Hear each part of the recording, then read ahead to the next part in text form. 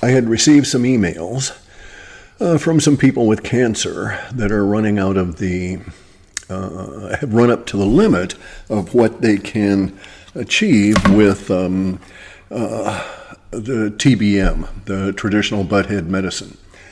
And they're being offered the extremities of that, chemo and radiation. And both of them were interested in my thoughts on this, right? And so here's the thing. I personally would never take chemo. I'd never take radiation. I don't think it's necessary. I've seen people that have gone through radiation. I've seen that their cancer has been in remission. This is over like a number of years, decades, because some of the people that I grew up with were in many ways damaged, got cancer from experiences in Vietnam.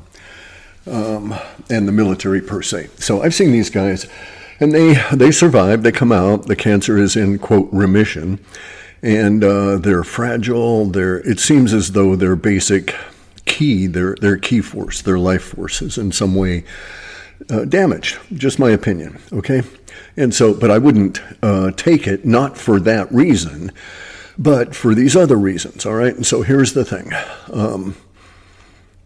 This is my understanding, and it's grown over time, so it'll continue to grow, continue to mature, and get more refined over time. But cancer is all in our minds. So my cancers, all three of them, the one that killed me and the others, were all in my mind. I know this factually. Now, this is where it gets really complex, okay? Because we live in a highly complex eternal now with all of these different kind of interlinkings between ourselves, networks, if you will. And so this is a complex reality, and we have complex relationships within that reality. Some of these complex relationships are with ourselves. So I can ask a series of questions. I don't think we'll find out if he gets pissed at me, but I would. So Jay Widener had colon cancer. I think a few months before, his was discovered a few months before mine. And I would invite Jay to consider, how much of his colon cancer was not caused, but impacted by his dealings with the great deceiver, Corey Goode, right? So Jay was mired in a negative environment. How much of that negativity did his mind absorb and impact the cancer? We see these kind of things all the time. And I have to, acknowledge the same thing. I've had cancer 3 times. So I've had lots of internal conflicts within my mind throughout my entire life. And those internal conflicts undoubtedly precipitated the cancer. Had I not had those internal conflicts, I likely would not have had the cancer, because the cancer agents that were introduced to me by diet and vaccines and such would not have been effective without that internal state existing. This is where it gets really complex. So they could give you every fucking vaccine on the planet and they would never harm you if you were in a positive mental environment that was unwavering, right? And that explains why they need to have you in this dystopian view constantly. They need your mind jittery, jagged with fear about all these other things so that they can manipulate you. They need you up at a higher vibration in which you are unsteady, such that you can be manipulated into these other conditions. If you find out who's doing it all, let me know. I'm not particularly interested in trying to pursue that aspect of things, who's the ultimate fucktard. Anyway, though, this is the reality in which we are, our common shared reality. So I had cancer. I undoubtedly participated in that cancer. That cancer was created in my mind. I know this as a fact because my mind creates my body. Without my consciousness, this body does not exist. Ergo, anything that happens within this body must be participated in by that consciousness. And so it was karma, right? If you want to think of it that way. So here's other aspects of this. So to get into it in finer and finer degrees. Okay, so this message is for two specific individuals that are in particular states at the moment, and they, in my opinion, they need to rethink their state before they pursue other avenues. And here's the thing, guys. So when you die, your consciousness is not affected. It goes on, you get another body. You're always in the eternal now. There is no other time. You'll get this new body in this eternal now. You'll be born into it. And so the consciousness is still there. The consciousness is carries over some aspect. That's why all cultures have some aspect, some level of the population that is concerned with such things as like past lives, okay? That's a bunch of horseshit that you could ever figure out anything that was in any of your past lives from within this life. It's a necessary barrier that must exist for this illusion to exist. So universe isn't going to allow that to be degraded. So anybody telling you, oh, you were a goat herder in a previous life, well, probably, very likely, possibly, maybe. And they've got no proof of that anywhere, and why bother with their opinion of whether or not you were herding goats 500 years ago in some other body? How is it in any way meaningful, right? Anyway, though, so cancer is all in our minds. I think that there is a complexity involved. I think that the SV40, the simian virus 40, extracted from green monkey blood plasma in Switzerland in 1947 by two people that would later go on to become Israelis, and found its way into the Salk and other polio vaccines in the 1950s, was put there to deliberately cause cancers. And it continues to pollute all vaccines. Its only purpose is to cause human cancer. There's no other function that it has. It's in no way it doesn't make your immune system work better or anything like this. It's just there to cause the cancer for their cancer industry. So now we come into this idea of the cancer activators, all right? So if your mind is jagged with fear, even if you're not aware of it, in the sense that you live in a very unstable, emotionally tense environment with lots of fear, threat of nuclear war and all of this kind of stuff, threat of, economic degradation and destruction and these kind of things, then you live in a state of higher anxiety, right? You still have your same consciousness, but your consciousness works through an awareness that is now vibrating at an unacceptably high level, and it can be thought of as like jittery or jangled, right? Anxious. And that, in my opinion, is a necessary component of these cancer triggers. And so had I not lived in such an environment, encountering SV40 probably wouldn't have impacted me at all. But because I did live in that environment, I ended up with these cancers. And I participate in the cancers to some degree if I believe the bullshit that comes out of medicine. I'm not saying don't disbelieve, go disbelieve your doctor or anything. Do as you need, right? What you do as a cancer patient or someone who is dealing with cancer in their life, that is entirely within your life, within your choice. But in my opinion, it helps to be aware of all of those factors that influence what decisions you make, right? So I can see how doctors and others who make money off of it could put you in a state of fear to influence you to take chemo. They make a lot of money on chemo and radiation, just as they do on the COVID jabs, right? Now, you still have a real problem. You still have a problem either way. Say that you take their chemo and their radiation, or their radiation, and or both, right? Absolutely no change in your situation. You're still faced with mass amounts of uncertainty. There may be, briefly, a quiescence of your fear, of your existential fear of dying of the cancer, but I bet you it doesn't last. That is, if you take this, right? If you take the chemo or you take the radiation, there'll be a part of your mind that says, phew, phew, I'm safe now. Phew, phew. Well, it's their last resort. And so if cancer pops back up again, your mind's going to shatter. I'm not being cruel or anything. I'm being somewhat factual, that you will have a situation in your mind, a state in your mind that will fracture. And then you'll be left back with the anxiety and back with the uncertainty. So,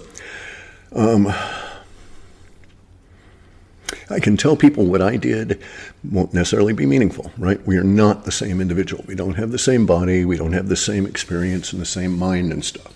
But I can tell you that there are pathways out of the cancer problem that do not involve chemo and radiation. And they're all going to be difficult. There's no question about that. Some of them are fraught more with uncertainty and so on than others.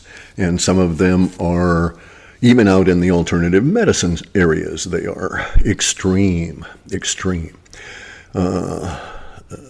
So like in my opinion, Jay and I both participated in our cancers, right? In my opinion, Sean David Morton participated in the cancers that killed him. And I talked with Sean David Morton repeatedly over the years. We were more than casual acquaintances, okay? So anyway, though, he had a particular kind of cancer that arose from his situation. In my opinion, it came from all of his actions leading up to his incarceration for tax fraud or whatever they got him on. And then it manifested when he was in prison, where it would have the maximum impact on him. That's the way this reality works, right? It's sparse in the sense of energy. It's not going to give you a cancer that will simply annoy you over a number of years. It will provide you with a number of annoyances and then a cancer at a discovery level that will be quite frightening, because it needs maximum impact out of every little bit of energy that it puts into this materium. That's just the way that this materium is structured, in my opinion, right? Don't take my word for the shit. Think about it. Anyway, though, so Sean David Morton participated, and in essence, in my opinion, and I warned him about it at the time, he took the alternative medicine equivalent of radiation in the form of this salve. This salve that will corrode the tumor right off of you, but who knows what other damage it's going to do along the way. And Sean ended up passing from this, right? He's off in the eternal now somewhere, likely in a long sleep, and will be getting a new body soon, or soonish. Anyway, though, so there are things. All right, so here's how I think of this, right? You can think about cancer in any way that makes sense to you, but here's how I think about it. That had I understood what was going on with me in year 2000, and had I had the availability of fenbendazole, I could have used fenbendazole to corrode the tumor I had. And that probably could have worked out any time in the subsequent 25 years. I could have corroded the tumor, or 18 years, corroded the tumor with fenbendazole, because it would act as an agent within my body being directed by my consciousness to that end. So a lot of people say that belief is an aspect of this, all right? And that's true, okay? You have to understand the thought processes, because you can indeed sabotage yourself. Belief means I wish, all right? That's the core of the word. Belief, ancient or old English, meaning I wish. So I believe in something, it means I wish this to be true. And you can wish yourself well, but it is not simply by saying I wish myself well. What you end up having to do in such a thing is you have to get the state of belief, very much like Neville Goddard talks about in Manifestation. Now, I don't want to get too far afield, but I am using Neville Goddard's kind of approach. I'm using the Gospel of Thomas kind of an approach to rebuild my body, to actually restructure it for the demands that will be coming forward in these next couple of years and beyond. All right, and you can do this, even at my age, even with a much chopped up gut and corroded systems everywhere. Your mind can take control and redo the underlying body. It is a fact that every cell in your body is replaced at least once every 7 years. In that process, your mind has the ability to get in there and alter things. You will see cancer treatments where the most effective thing that you... All right, so in my opinion, go ahead, take some of the medicines, take fenbendazole, take all of these products, but I wouldn't take radiation, I wouldn't take chemo, and there's some kind of anti-cancer drugs and stuff I would not take because I would investigate them and see what the hell is in them and how they're supposed to work and stuff. But in any event, though, my point being, you're in a grit world, your body is made of these materials, but it's the end process. So you can affect whether or not you have cancer, but it's not the fenbendazole per se that corrodes the tumor, right? It is the effect of the fenbendazole upon your consciousness, being worked by your consciousness, and its effect on your co-creation of your body that gets rid of the cancer. And so in a weird, wacky sense, you could say that the fenbendazole is like, quote, a good chemical, and your mind harmonizes with that good chemical, and a harmonious, good result comes from it. In my opinion, a lot of that occurs because of the effects on your mind. Positive thinking, placebo effect are big examples of this, right? And so you can placebo your effect out of cancer. Now, it helps in almost a ritualistic sense to use these anti-cancer agents. So I take a lot of anti-cancer agents just by happenstance. I'm not trying to do so, but it's because I've been taking certain tonics and stuff in order to supply my frame those chemicals that it's going to need in order to recreate the body in a much different fashion here. So basically what I do is I use the manifestation process. Now I have chosen a particular set of goals and physical skills and put them in my mind as my target, right? As that I wish to have, that I believe I will demonstrate, right? And I don't care about the time, how long it takes. One of these things is that I want to go and do a slow unfold full planche. And I also want to do the same thing with a hanging front lever, two calisthenics moves.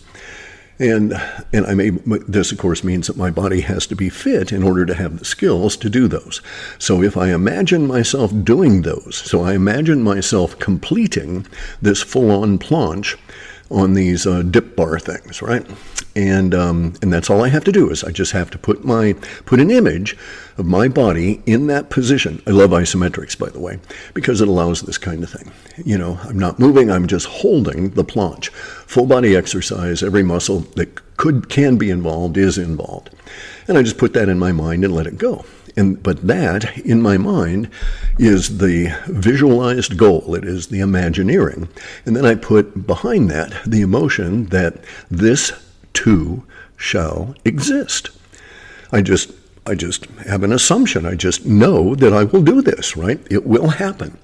And I don't have to worry about it beyond that. And then I go in over this last month or so, let me see, all of November and all of December. So 2 months and then 2 months and 10 days. Every so often I go and I do the precursors into this planche. And then every time I do them, I get a little bit better. Every day it's incremental. And I'm progressing, and I should have a full-on planche here by, say, March, right? And so at my age, 72, from no ability to do a planche for even a second, and now I can hang there basically as long as I'm willing to tough it out, but minutes and minutes and minutes, right? And so I'll have that in like 5 months. That is an example of the imagineering of the manifestation process. And here's how it sort of underlyingly works. When I go to sleep at night, I put that image in my head. Just before I go to sleep, I put that image in my head, and then I say, I am now this. In other words, I am now that my body. I am now this that is able to accomplish this goal.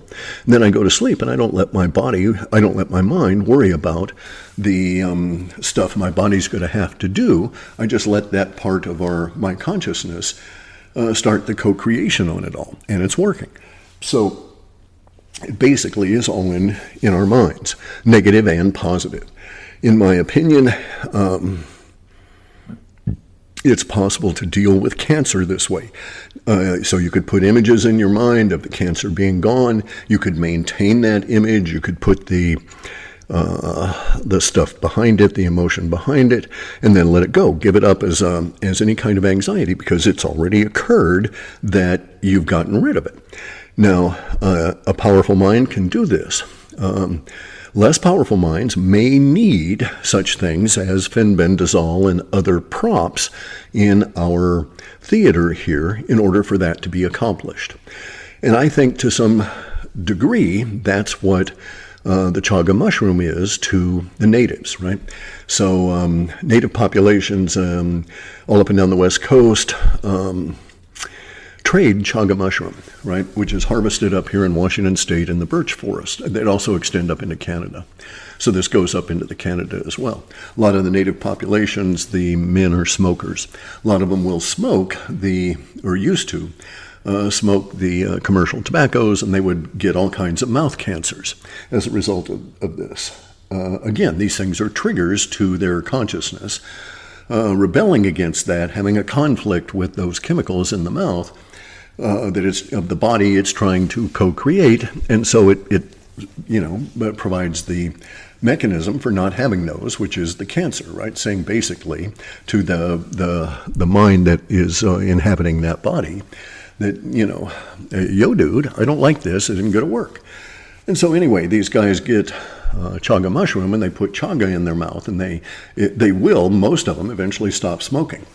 Or chewing, or whatever their form of tobacco consumption was. The chaga seems to take over from that. And so the saying around here is that if you get cancer, put a chunk of chaga in your mouth and never be without it. It will corrode in your mouth. Your body will absorb it, and it gets all kinds of anti-cancer stuff out of it, right? And so if I had mouth cancers, I would do that. It just makes sense on a lot of different levels. But a lot of that, too, is going to be up to that individual mind. And so mental exercises, if you will, or mental strengthening is going to be particularly pertinent in battles against cancer and this sort of thing. You can intrude in the manifestation process on your body reforming as it reforms over that 7-year period of time. And I'm certain if you go on out and look, you'll find all kinds of people that have these sorts of stories. One thing you could do to start changing your mind, because that's what you have to do, right? So you can't change your consciousness, but you can change your awareness, and you can change your mind about things. When you change your mind about things, you're changing your perception of how you see the reality that you are co-creating. So it's also part of that manifestation process. So you can go and read Neville Goddard's books. They're pretty cool. One thing that you may really want to consider, though, is reading Nakamura's book, Japanese Yoga, in which he details how he arrived at these same kind of conclusions and cured his own body ills with his mind. This is like pre-World War II. And it is a fascinating perspective because he took a different path to arrive at the same conclusions and learned a whole lot about the thinking about these things along the way. So I think that the Japanese Yoga book, which is really a misnomer in my opinion, by Nakamura, which is available, I think they're PDFs free even, I don't know. I've got a physical copy, but anyway, so go and read that and think about it not from any of the physical exercises, although they're all good. There aren't that many anyway. But from the mental side, right? Because the idea is to control your mind such that you control your body in terms of how it is manifesting. Now, there are physical limits to what we can do, right? I'll never be able to control my body and grow to be 6'9". Ain't gonna happen. So there are biological deterministic constraints. But anything that you already had, you can recover, and it's possible for you to sort of like dial the cancers and stuff out of your consciousness, and then they'll eventually go away from your body. And again, if it aids you to think about this as a positive thing, take the fenbendazole. It's not going to hurt you. It may cause, a little bit of a stomach distress occasionally, but that's about it. Or, put a chunk of chaga mushroom in your mouth. And just, sort of chew on it all. Not chew, but just sort of have it in there all day. So there are these things, but I don't think that the chemicals and such cure the cancer. I think that they provide an alteration in the environment in which your co-creation is operating. And that's how they work. This is because we have the situation where there are small children, right, that get cancer. Very young, 1 and 2 years old and stuff. Well, their minds, you would say, aren't well formed enough to have huge conflicts in order to be able to cause the cancers within them. And it doesn't quite work that way because no body's life is isolated from any other of your body's lives. So when you transit from, when I leave this body, if I don't have a bunch of stuff cleaned up, so to speak, in my mind, I'll carry those things over into that next body, and we'll call this an aspect of, incarnated karma, past life karma kind of stuff. And that's the way that this works, because you don't die. There is no real separation that way. You step out of one body, go into processing, so to speak, go into a sleep for a while, and then step into another, all within the eternal now. It gets real complicated, as I say, or it's really complex.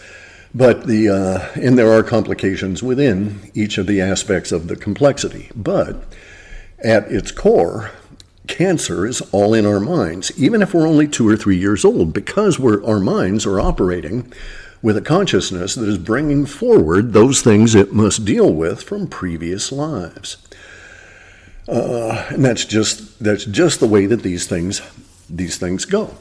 So it's this is not a comprehensive discussion of cancer or any of that. And by all means, if you feel comfortable dealing with your doctor and their suggestions, take it, and best of luck. And it's still not going to hurt you to have a very positive attitude about things at a mental level and mentally alter your body to exclude the cancer. Anyway, and there's all kinds of people that will train you, give you courses and this kind of thing. Some of those can be found in Japanese yoga, ways to strengthen your mind, to control your thoughts about all of this. And at a bare minimum, such mental exercises would certainly allow you to get a handle on existential fear, right? Anyway, guys, best of luck to you. I don't have any Hail Marys, gotta save your ass. You can always try things like Rick Simpson oil.